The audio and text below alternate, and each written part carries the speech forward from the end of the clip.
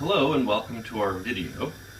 We are doing this video about poaching, simmering, and boiling. I'm just trying to get an understanding of what the liquid looks like at each stage so we know when we're cooking we'll have a better idea of what's happening. And the best way to do that is to simply set up a thermometer with some water. We can get an idea of what's happening in the pot at each of the temperature ranges. The temperature ranges are, for poaching, about 140 degrees Fahrenheit to 180 degrees Fahrenheit, and then simmering 181 degrees to just under 212, and then of course boiling is 212. Now simmering we can break into two, sort of a low simmer, 181 to about 195, and then 195 to just under 212 would be a full simmer. And each one has its place in cooking. Poaching, cooking very gently, making sure we don't damage gentle pieces of meat like fish. You can poach chicken. And then a simmer, especially a gentle simmer for things like stocks, making stews, doing some braising. The full simmer is really more reserved for things like a double boiler. We don't really cook that much on a very full simmer, although sauces you could simmer fully to reduce things on the stove. And then of course boiling. We don't really boil meats or fish, but we do boil things like grains, noodles, and those work very well with boiling. And the reason why we don't boil meats and fish is that it's so sort of vigorous that it could damage and make the meat or fish tough. So the range for poaching is 140 degrees to about 180 degrees, and it's a very gentle means of cooking. I like to poach at about 175. It's still gentle. It's above any temperature where we'll have a food safety issue, and it's efficient as well. So I can still get my stuff cooked in a reasonable amount of time. And you can see throughout the whole range of poaching, it's very gentle. We have a few bubbles coming up, but nothing is really happening to the water in the pot.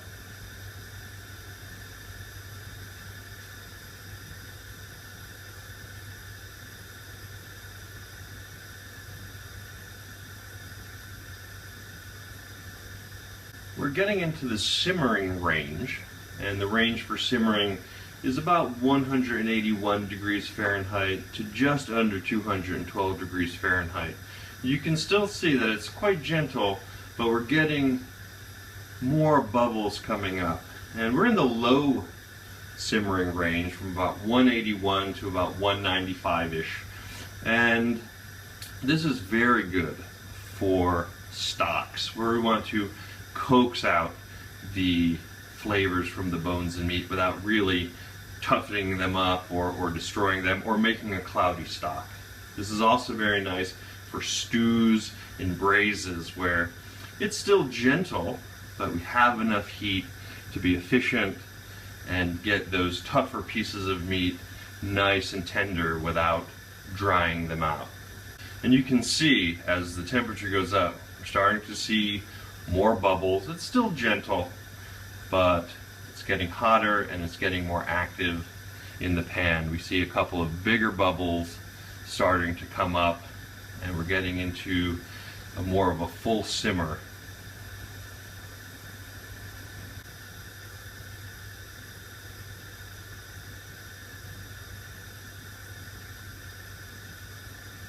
The full simmer is a little bit too much when we're making stews and braises. We really want to be very gentle but efficient. And it's also a bit too much, I think, for stocks as well, because it's going to get really bubbly and it's going to get a little bit more vigorous, and that could lead to cloudy stocks. Now that's not the end of the world, of course, and if you're trying to get efficient, well, you might choose to simmer a little bit more rapidly. So now we're getting very close to boiling. We're just at a 212, about 100 degrees Celsius, and you see it's just starting to boil vigorously. We're going to get to a rolling boil soon, and this is exactly what we expect. Perfect for grains, rice, noodles, and there you have it. Poaching, simmering, and boiling. Now this is also a great time, if you have other thermometers, to put them in the boiling water, and you can get an idea of how well they're calibrated. So an instant read thermometer, we can put it in, and it should read about 212. We can get an idea of how far off our thermometers are, so we know exactly how we can cook with them better. You can do the same thing with your electronic thermometer. I have one here, and you can just take the probe and put that in the water and see what comes of it. Let's see. Now, this isn't an instant read thermometer, so it'll take a little bit more time, but it's getting up there. Should read about 212.